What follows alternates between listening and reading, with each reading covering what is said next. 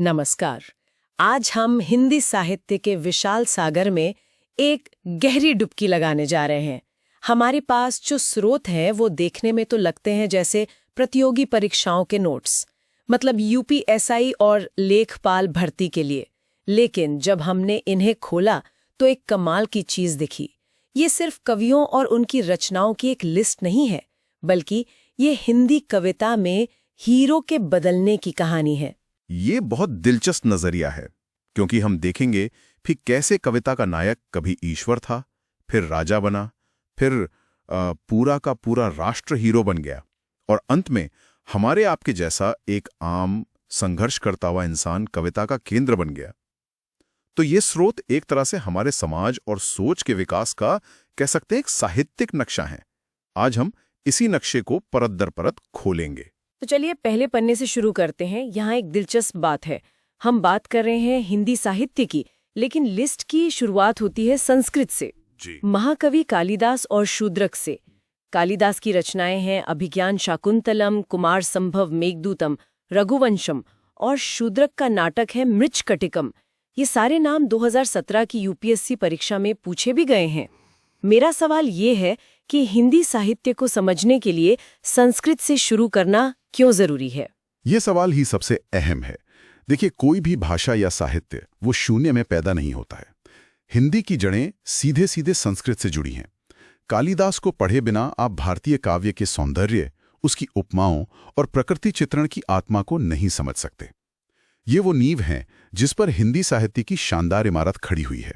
और परीक्षा में ये सवाल इसलिए बार बार आते हैं ताकि ये परखा जा सके कि उम्मीदवार सिर्फ सतही जानकारी रखता है या उसे विषय की गहरी समझ है। अच्छा, तो ये नींव के पत्थर हैं, और इसी नींव पर रखी गई पहली हिंदी की ईंट है चंद्रबरदाई, जिनकी रचना पृथ्वीराज रासो को हिंदी का पहला महाकाव्य माना जाता है। बिल्कुल। हाँ। और ये तथ्य तो हर परीक्षा के लिए बहुत महत्वपूर्ण लगता है। बिल्कुल, और यहीं से हमारे हीरो की कहानी शुरू होती है। कालिदास का नायक देवता या पौराणिक राजा थे, लेकिन पृथ्वीराज रासो का नायक एक ऐतिहासिक जीता जागता राजा है, पृथ्वीराज चौहान। यहाँ से वीर गाथा काल की शुरुआत होती है, जहाँ कविता का मुख्य भाव वीरता, शौर्य और स्वामी भक्ति है। ये उस दौर का आईना है जब देश छोटी छोटी रियासतों में बटा था और युद्ध ही जीवन की सच्चाई थी, है ना? सही है।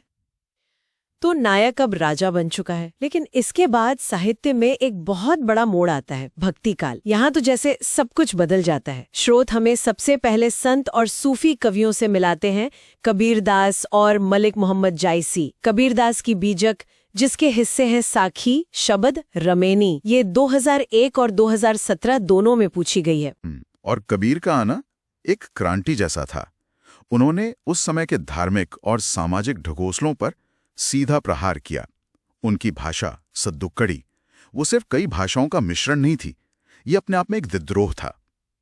उस दौर में जब साहित्य की भाषा संस्कृत या अवधी तक सीमित थी, कबीर ने जानबूझकर आम लोगों की खिचड़ी भाषा को चुना।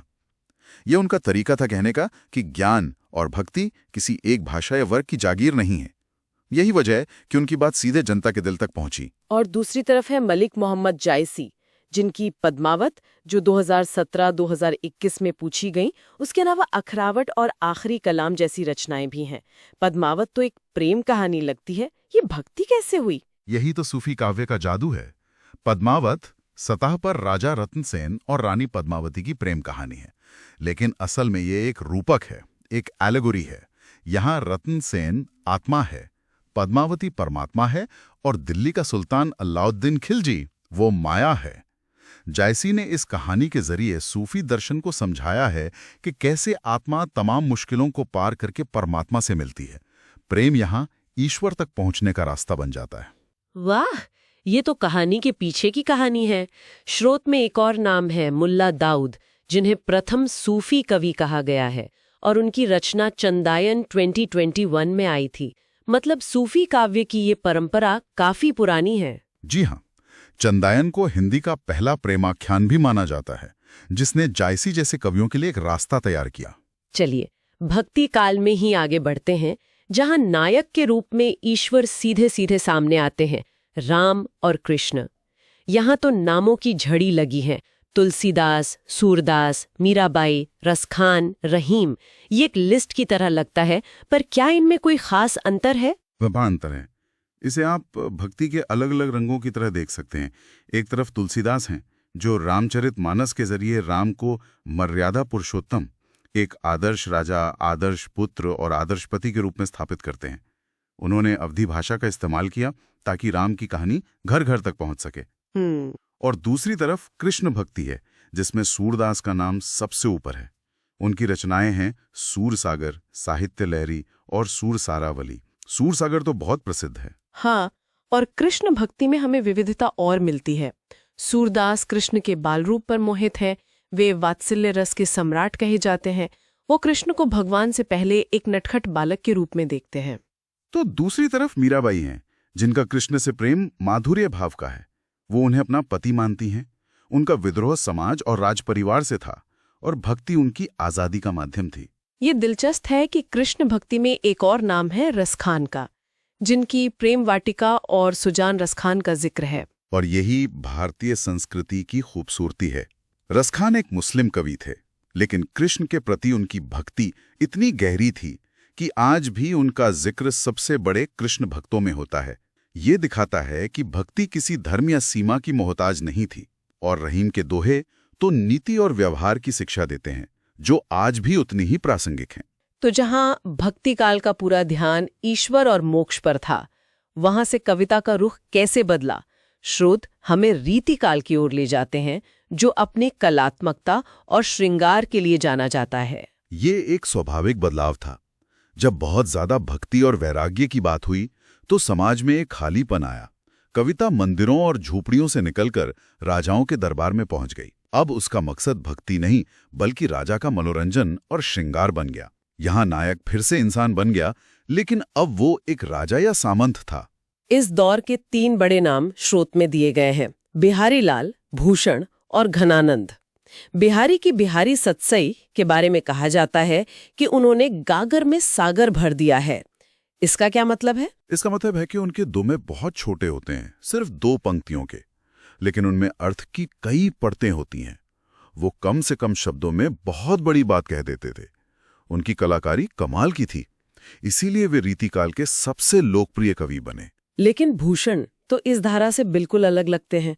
उनकी रचनाएं हैं शिवा बावनी, छत्रसाल शतक।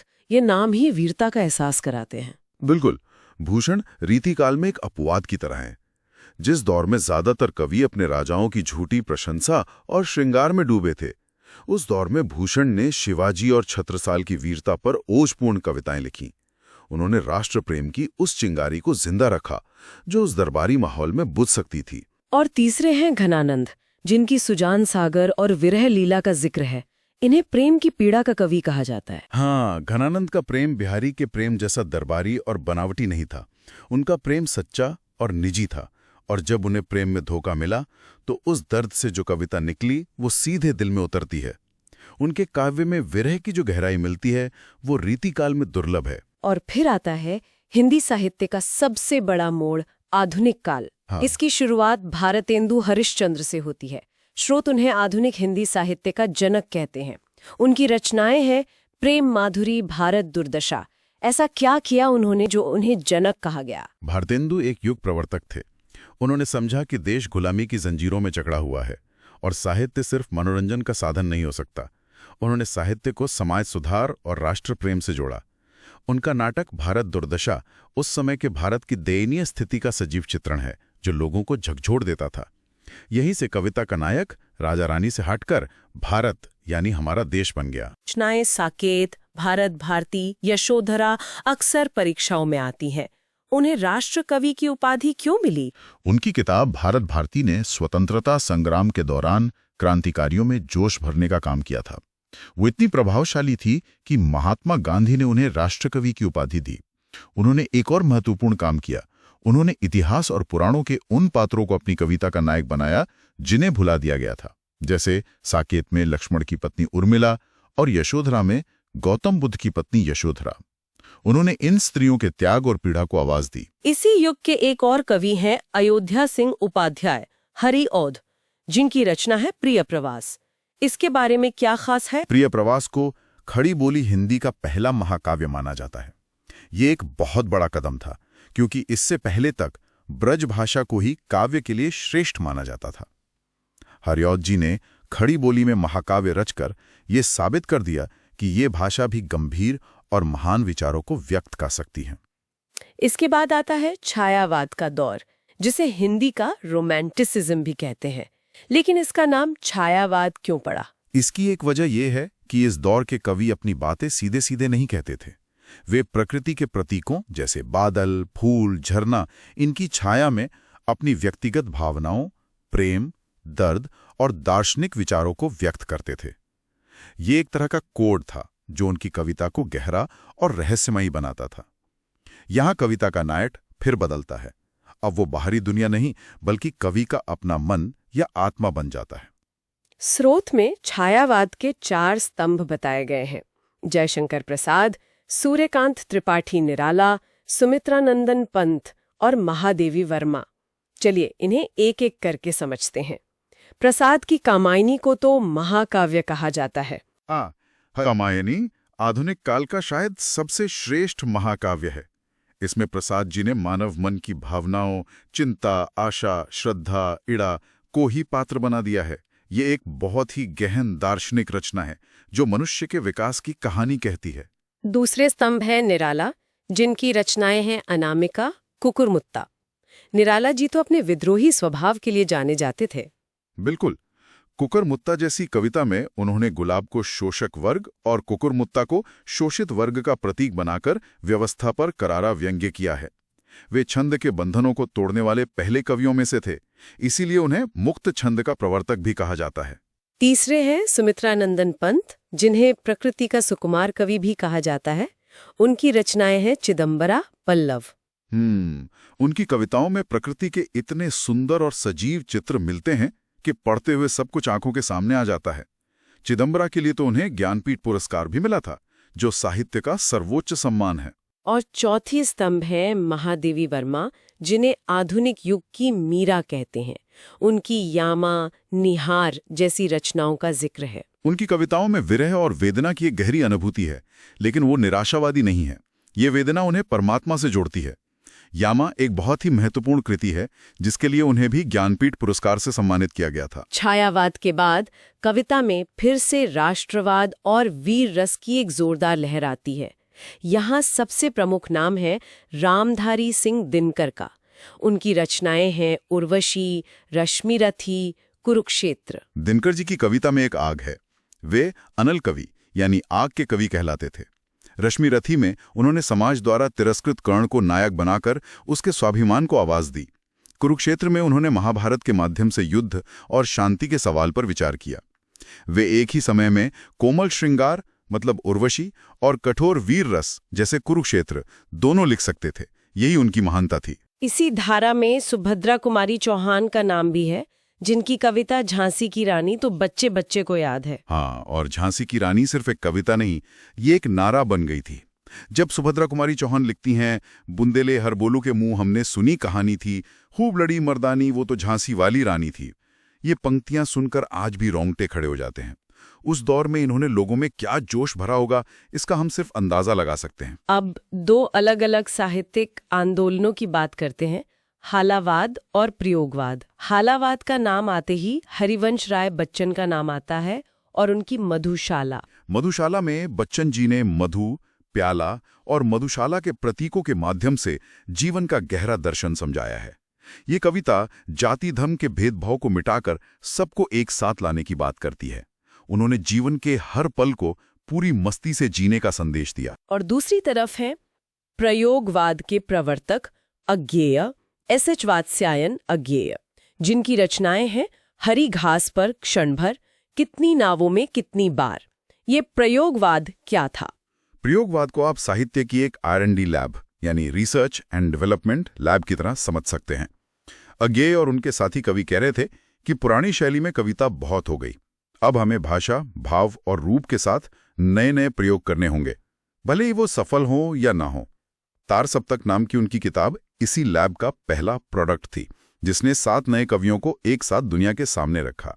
और इस लैब से निकलकर कविता पहुंचती है नई कविता के दौर में, जो यथार्थ के ज्यादा करीब लगती है। यहाँ गजानन माधुर मुक्तिबोध का नाम है और उनकी रचना चांद का मुंह टेढ़ा है। और यहीं आकर कविता का नायक पूरी तरह से बदल जाता है। अब वो है आजाद भारत का आम आदमी जो शहरी जीवन की जटिलताओं, बेरोजगारी और मोहभंग से जूझ रहा है। मुक्तिबोध की कविताएं इसी आधुनिक मनुष्य के आंतरिक संघर्ष को बहुत गहराई से पकड़ती हैं। इसी दौर में धर्मवीर भारती के अंधायोग और गुनाहों का देवता भी हैं और नागार्जुन का भी जिक्र है, जिन्हें जनक कवि कहा जाता था। हाँ, अंधायोग महाभारत युद्ध के बाद की कहानी पर आधारित एक गीति नाट्य है जो युद्ध की निरर्थकता और उससे पैदा हुए नैतिक संकट को दिखाता है।